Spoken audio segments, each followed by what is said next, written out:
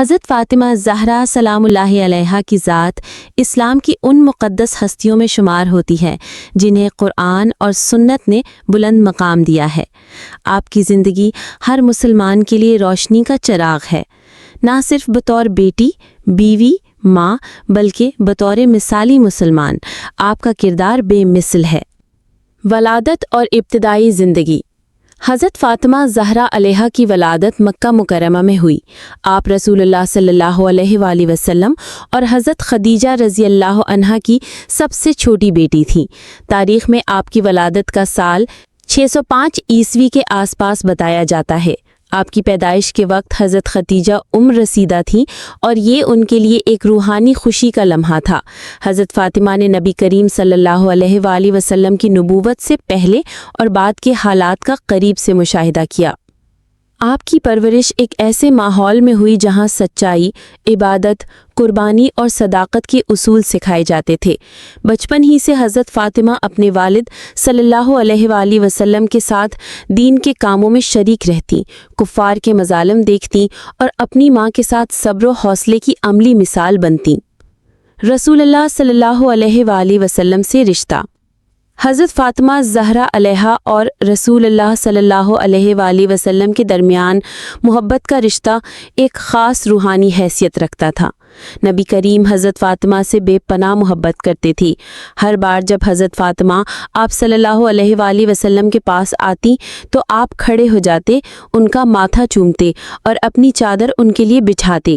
آپ فرمایا کرتے، فاطمہ میرے جگر کا ٹکڑا ہے، جس نے اسے اذیت دی اس نے مجھے اذیت دی۔ یہ الفاظ محض محبت کے اظہار نہیں بلکہ حضرت فاطمہ علیہا کی عظمت کا اعتراف تھے۔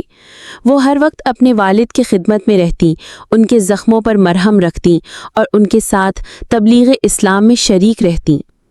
ازدواجی زندگی۔ نبی کریم صلی اللہ علیہ وآلہ وسلم نے حضرت فاطمہ علیہا کا نکاح حضرت علی ابن ابی طالب علیہ سے فرمایا۔ یہ نکاح سادگی اور برکت کی ایک روشن مثال تھی۔ نہ کوئی بڑی محفل، نہ جہیز کا مظاہرہ، نہ مال و دولت کی نمائش، بلکہ فقط تقوی، ایمان اور اخلاق کی بنیاد پر یہ رشتہ قائم ہوا۔ حضرت فاطمہ علیہا اور حضرت علی علیہ کی ازدواجی زندگی قربانی، صبر، محبت اور باہمی احترام سے بھری ہوئی تھی۔ حضرت فاطمہ گھر کے تمام کام خود کرتیں، آٹا پیستیں، پانی بھرتیں، چکی چلاتیں، حتیٰ کہ ہاتھوں میں چھالے پڑ جاتی لیکن شکایت نہ کرتیں۔ حضرت علی علیہ ان کا خیال رکھتے، کام میں ہاتھ بٹاتے۔ ان کے ہاں امام حسن، امام حسین، حضرت زینب اور حضرت کلثوم جیسے جگر گوشے پیدا ہوئے جنہوں نے بعد میں تاریخ کو نئی جہتیں دیں۔ فدق کا واقعہ۔ نبی کریم صلی اللہ علیہ وآلہ وسلم نے جو خیبر کے بعد زمین فدق کے نام سے حاصل کی، وہ حضرت فاطمہ علیہ کو بطور ہبہ عطا کی تھی۔ رسول اللہ صلی اللہ علیہ وآلہ وسلم کی وفات کے بعد جب حضرت ابو بکر خلیفہ مقرر ہوئے تو حضرت فاطمہ علیہ نے فدق کے حق میں اپنا دعویٰ پیش کیا۔ حضرت ابو بکر نے کہا کہ نبی صلی اللہ علیہ وآلہ وسلم کی میراث نہیں ہوتی اور فدق کو بیت المال میں شامل کر دیا۔ حضرت فاطمہ علیہ نے نہایت بلند دلائل سے اپنا مقدمہ پیش کیا، یہاں تک کہ مسجد نبوی میں خطبہ فدق دیا جو آج بھی علمی اور خطابی لحاظ سے لاجواب مانا جاتا ہے، لیکن اس کے باوجود ان کا حق واپس نہ ملا۔ یہ واقعہ حضرت فاطمہ علیہ کے لیے گہرے دکھ کا باعث بنا۔ وصال کا واقعہ۔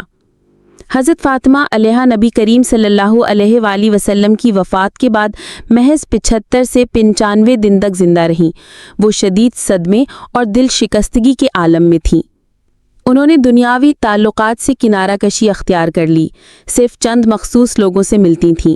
ان کی وصیت تھی کہ ان کا جنازہ رات کو خفیہ طور پر ادا کیا جائے اور ان کی قبر بھی چھپائی جائے۔ حضرت علی علیہ نے ان کی وصیت کے مطابق ان کی تدفین کی۔ ان کی قبر آج بھی جنت البقیع میں ہے لیکن مقام نامعلوم ہے۔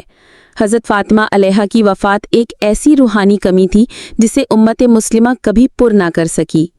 خلاصہ: حضرت فاطمہ زہرا سلام اللہ علیہا کی زندگی سچائی، قربانی، صبر، عبادت اور استقامت کی ایک مکمل مثال ہے۔ ان کا ہر پہلو ہمیں یہ سکھاتا ہے کہ دنیا کی عظمت مال و دولت میں نہیں بلکہ کردار، اخلاق اور ایمان میں ہے۔